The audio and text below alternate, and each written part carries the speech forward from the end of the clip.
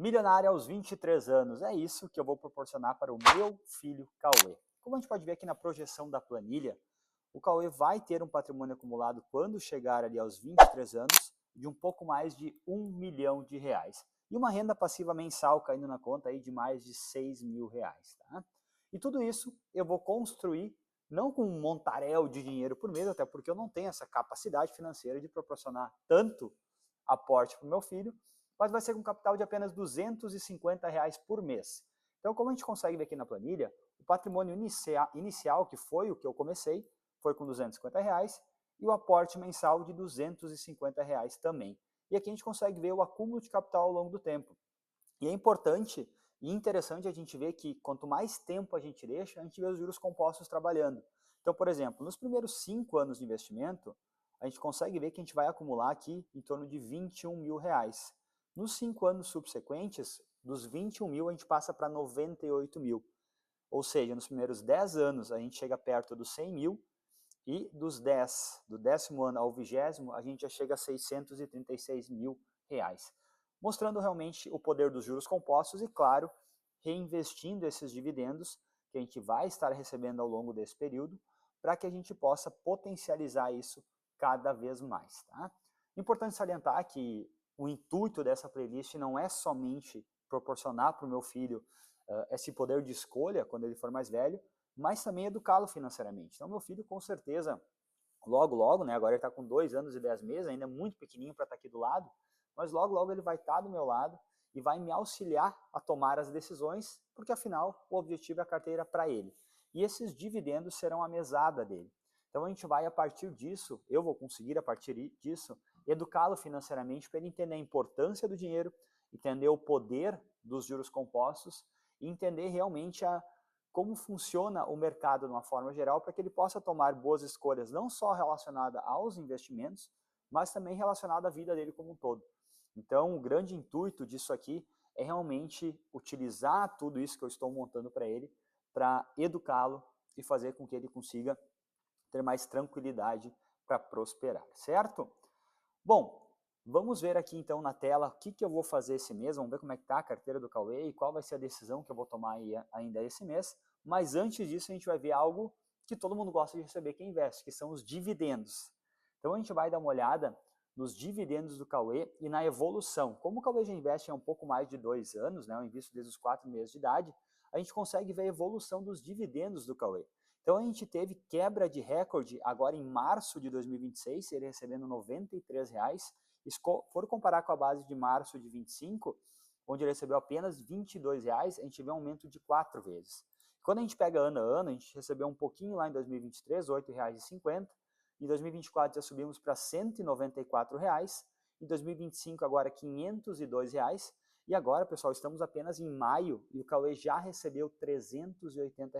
Então, estamos no mês 5, ele já recebeu aí praticamente 70% a 80% do total de dividendos de 2025, o que mostra justamente essa evolução, a bola de neve acontecendo na prática. Então pensa ele, uma criança de apenas 2 anos e 10 meses, no total ele já recebeu aí mais de R$ 1.000 só de dividendos pingando na conta, sem esforço algum, certo?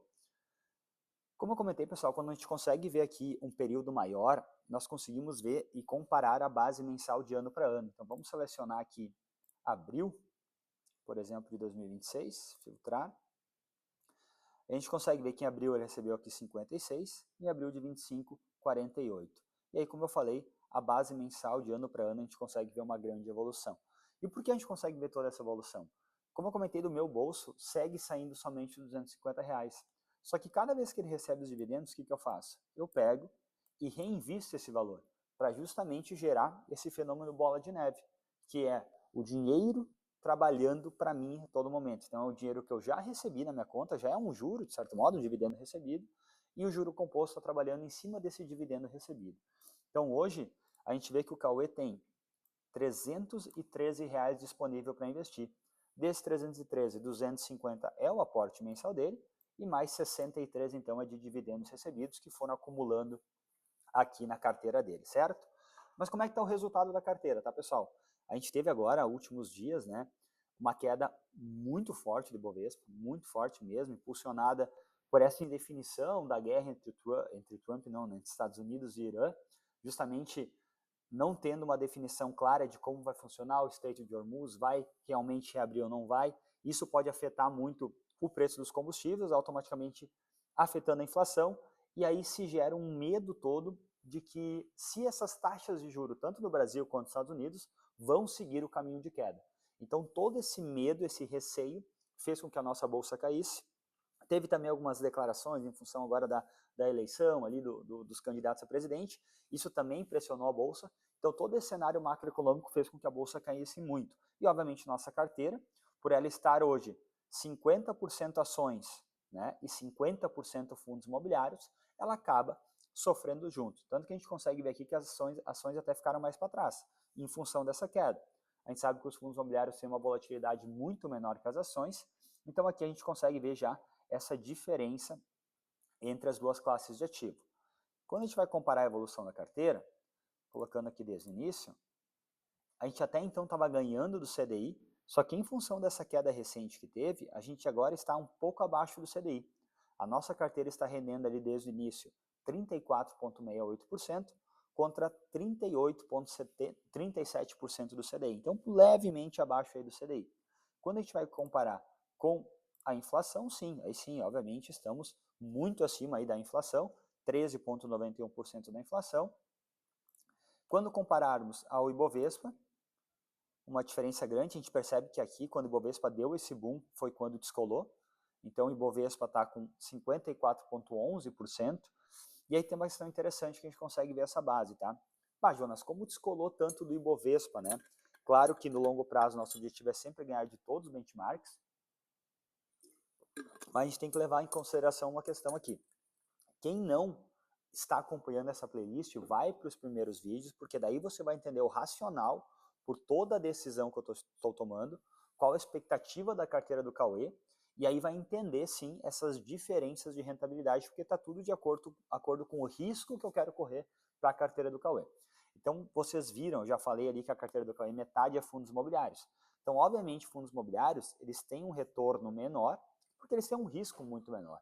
Então, é claro que nossa carteira aqui, em momentos de bull market ainda da Bolsa, do Ibovespa, vai ficar muito abaixo do Ibovespa, porque 50% é fundos imobiliários.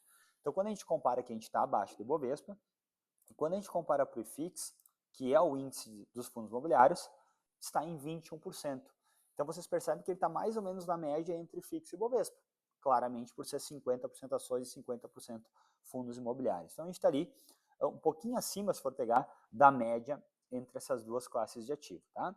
Mas, claro, o mais importante que a gente sempre fala aqui, pessoal, é esse patrimônio ser crescente.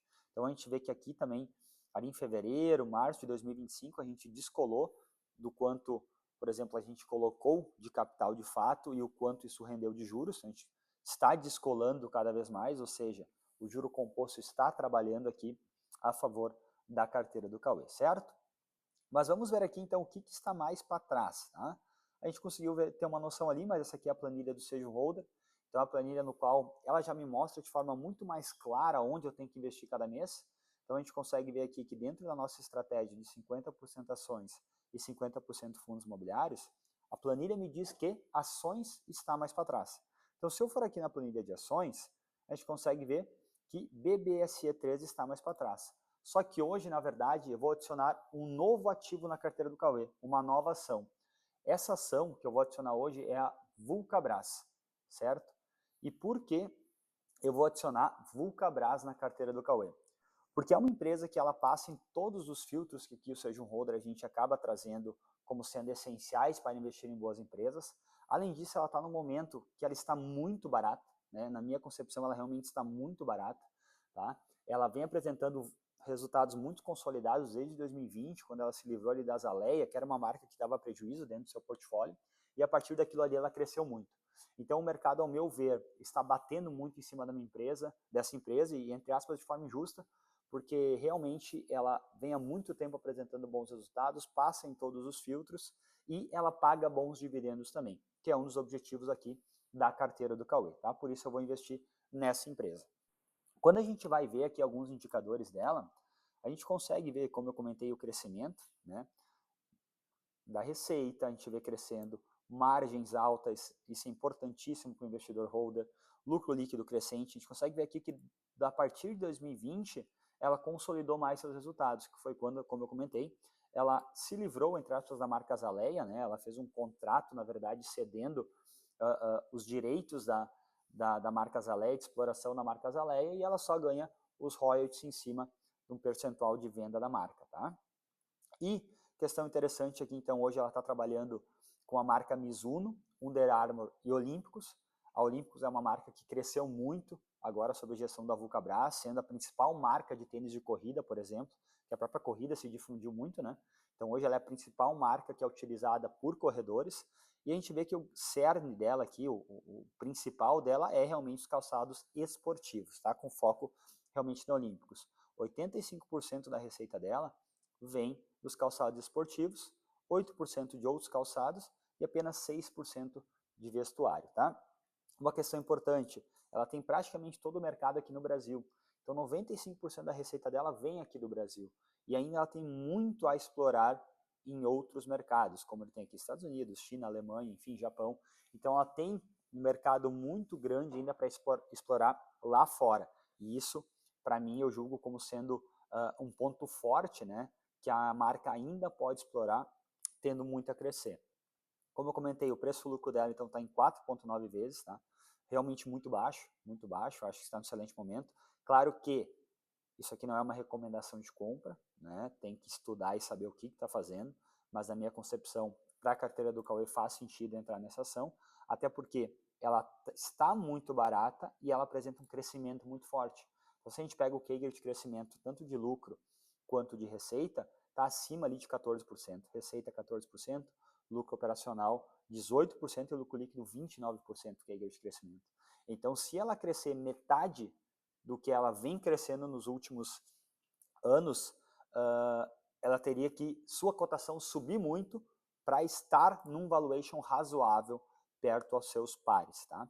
Então, para mim, é uma excelente oportunidade aqui da gente investir. Perfeito? Vamos então para a corretora, certo? Vamos aqui para Rico. Como a gente viu, o Cauê tem R$ 313,46. Vamos abrir aqui o Home Broker. Enquanto abre o Home Broker, pessoal, já curte esse vídeo, tá? Se inscreve no canal se ainda não é inscrito e comente aqui embaixo se você gosta ou não de Vulcabras. O que você pensa sobre essa empresa, perfeito? Quero saber também a opinião de vocês aí. Já está abrindo o Home Broker aqui. Já vamos adicionar Vulcabras aqui na planilha, certo? Na planilha de Trade Holder. Vulc 3. Já estamos dentro do Home Broker da Rico, então aqui eu vou colocar Vulc 3F, né, porque eu vou comprar no mercado fracionário, ou seja, não é múltiplo de 100. Vamos ver, o Cauê tem 313. Vai dar, vou ver aqui. Por causa de R$1, é isso? Por causa de R$1 não vai dar 21. 20 ações, então.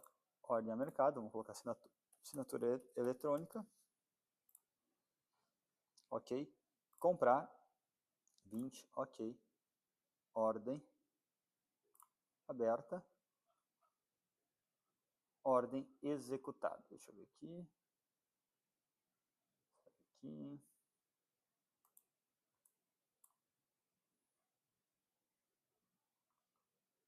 Aí. Perfeito. Compramos 20 ações de Vulcabras, certo? E aqui eu tenho que agora reajustar o percentual, né? A gente vê aqui que com uma nova ação eu vou ter que reajustar todos os percentuais. Ele tem um risco muito parecido na minha concepção com a Lavi, tá? A Lavi é um pouco mais cíclica, não é tão previsível, de certo modo, quanto o Vulcabras, na minha concepção, mas eu vou colocar aqui como riscos parecidos, tá? As duas empresas. Pronto. Ajustando aqui. Tudo certinho, então, mais um aporte da carteira do Cauê feito. Não se esqueça, curta esse vídeo, se inscreva no canal e ative o sininho. E mande para os amigos de vocês. Valeu!